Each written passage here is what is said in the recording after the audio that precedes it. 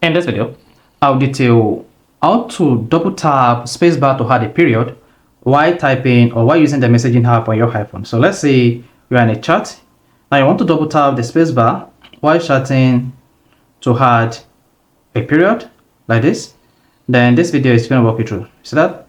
So once you double tap your spacebar while typing, is going to add a period like this. Hey. So here you learn how you can easily turn on this feature on your iPhone, so that each time you're typing on your iPhone and you double tap the spacebar, this is going to add a period or full stop. So if at the end of this video you found this really helpful and informative, please don't forget to like and subscribe. So to add a period, whenever you double tap the spacebar on your iPhone, all you just need to do is go to your iPhone settings.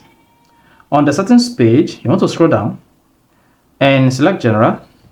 Now once you selected general, scroll down and select keyboard. Then on the keyboard page, scroll down and locate shortcut. You see this shortcut? So make sure shortcut is enabled. You can see double tap the spacebar will insert a full stop followed by a space. So let's say this is disabled. If you come back to the chat like this, you see that? So that's not going to add period to hit when you double tap and followed by a space. However, if you enable shortcut here, then go back to the message. This is going to add a period or full stop and then a space after, so that I can continue chatting like this. So this I can easily turn on or enable double tap to add period or full stop on iPhone on iOS 18. So if this is helpful and informative, please don't forget to like and subscribe.